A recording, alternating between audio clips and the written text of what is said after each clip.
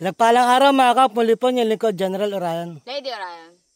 Lady, ano activity natin ngayon? Magpapatubig tayo sa ating mga kamote. Tara, samahan nyo kami. So yan mga kap, bali ilang araw na din na nag-uulan, kaya kailangan namin magpatubig sa aming mga tanim. Na kung saan, ayun nga nililinis ni Lady yung daanan ng tubig para mas maluwag makadaan yung mga tubig. Okay. I-share ko sa inyo mga kap, yung free energy na kukuha namin galing sa nature, katulad ng patubig namin dito na kung saan hindi namin ginagamitan ng machine, by gravity lang or by nature. So ito nga yung hose, tignan muna natin kung gaano karaming lumalabas sa kanya. Ipapakita ko na rin sa inyo mga kap yung isang source naman namin ng tubig para dun sa kabila. So kasi dito lang inabot yung hose namin, kaya hanggang dito lang to. Papakita ko sa inyo kung gaano karami yung tubig na tumatagas sa kanya or lumalabas sa kanya. So ito mga kap.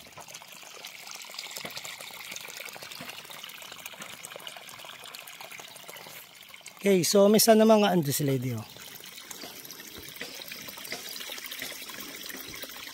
So may isa kaming plano mga kap, kasi hanggang dyan lang yung hose, hindi umabot doon. Problema, may patubig doon. Although may source kami ng tubig din sa sapa papunta dito, pero pakikinabangan namin tong isang source na to. Yan. Kung makikita nyo, may umaagos na tubig. Galing din sa loob. Yan. Bali ang gagawin namin, isasarado namin to ng lupa para tumaas tong tubig. So pag tumaas tong tubig at le-level na niya, uukaan namin dito. Para pag angat ng tubig, wala siyang pupuntahan kundi dito na lang sa ibabaw. So gagawa namin sila ng mga kanal para sa patubig namin dito sa aming mga sili. Yun. So nakapagtanim na rin ng kamatis dun banda.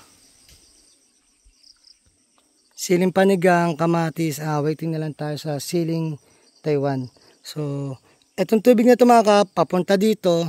And then pupuntahan naman natin yung tubig ng pinanggagalingan nun. So wala kaming ginagamit na gasolina para sa pagkuha ng tubig. Ang ginagamit lang namin is by nature, by gravity. Bali unti-unti, natututunan namin yung tinuturuan kami ng kalikasan kung paano aayon sa kanya. Sabi nga, wag kang kumontra sa ilog, agos lang kapatid. Yun ang sipag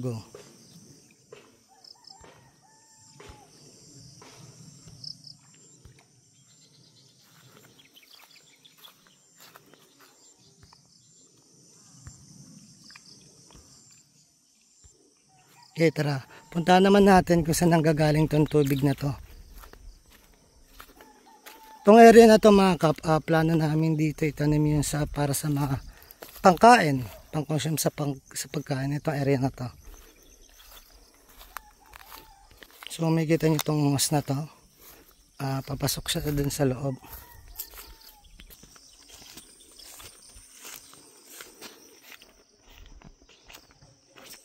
Kita nyo nga may tubig pa siya ditong konti. Ito yung tagas na lang or katas nung pinagkukuhanan natin ito.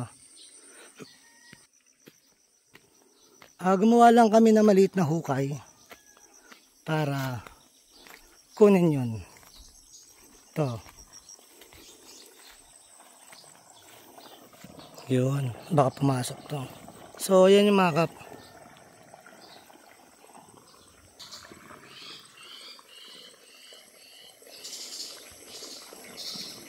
So, biyaya ng kalikasan, pinaintindi lang sa amin kung paano namin siya gagamitin. So dati nasasayang lang siya at tumatapon lang siya. So naisipan kong gamitin para sa aming mga tanim na hindi na kami gumagamit ng gasolina. Kumbaga free energy na siya. Nakalas pa tayo sa polusyon kasi nga hindi tayo gumamit ng gasolina. Second, napakinabangan pa natin yung tubig nang hindi tumatapon. Third, nagkaroon pa tayo ng patubig sa ating mga tanim. Yun, kumbaga parang dual purpose na yun. Yung tumatapon, kinuha natin yung tumatapon para maging pagkain ng ating mga tanim. Bali may isa pa kami, plan C, yung pinakasapa namin doon. Pwede namin kuhanan ng patubig yun dito, pero ang ginawa namin, kinuha muna namin yung mga mas matataas na lugar, katulad nga noon, nasa taas siya. So gamitin namin pababa. Doon kasi nasa baba siya, so mahirapan kaming magpaangat o mas maraming trabaho, mas malaking trabaho para angatin tubig doon. Kaya mas magandang pakinabangan yung tubig doon sa taas. So yun na, pakawalan na ni Lady dito. Okay ka lang dyan, Lady. Yan. So dito may gitin natin tubig. Yun. Check ulit natin sila doon. Ako, nanganak na naman pala yung isang aspin natin na kung saan 7 yung naging anak. 8 sana yun, kaso hindi nakalabas sa supot yung isa.